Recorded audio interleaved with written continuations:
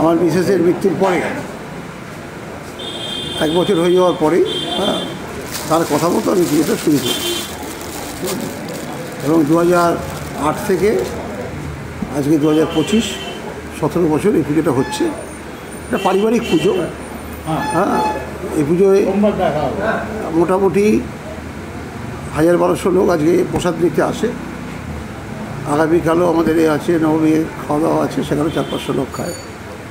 এটা সকলে মিলে একটা আনন্দে মাতোয়ারা হওয়া। আমার কাছে পুজো অনুষ্ঠানটা বড় কথা নয়, বড় কথা হচ্ছে মানুষের এই যে সম্মিলিত রূপ, বিভিন্ন ধরনের মানুষের সমাগম, তাদের আতিথেয়তা করা, এটাই আমার কাছে প্রধান। তার কারণ আমরা যারা রামকৃষ্ণ বিবেকানন্দের ভাবনুরাগী তারা আমরা জানি যে মানব সেবাই হচ্ছে ঈশ্বর সেবা। সেখানে পুজো অনুষ্ঠান তার বাহুল্য, তার চেয়ে বেশি প্রয়োজন কিন্তু মানুষকে তার আত্মার শান্তি করার জন্য তাকে কিছু খাদ্য পরিবেশন করা। এটা মনে করি এবং এটি আমার জীবনের ধর্ম। সেইভাবেই যে কোনো অনুষ্ঠানকে কেন্দ্র করে খাওয়া দাওয়ার ব্যবস্থাটা প্রাধান্য পায়। কি বার্তা থাকে সবাই ভালো থাকুক, আনন্দে থাকুক এবং সবাই একে অপরের জন্য চিন্তা করুক, সমাজের উন্নতি হোক।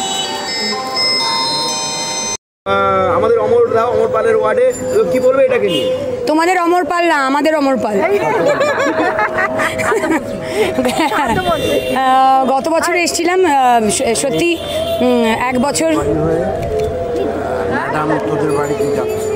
1 বছর পেরিয়ে গেল, এটা 2য় বছর। এবং গত বছর তখন আমি প্রার্থী ছিলাম এবং তখন এক গলি থেকে আরেক গলি, এক ওয়ার্ড থেকে আরেক ওয়ার্ড ছুটে ছুটে প্রচার করছিলাম। সেই ছুটতে ছুটতে এসেছিলাম, আজকেও ছুটতে ছুটতে উঠেছি। প্রত্যেক বছর এরকমভাবেই ছুটতে ছুটতে উঠবো, এই কামনাই করলাম মায়ের কাছে। কিন্তু আমাদের অমর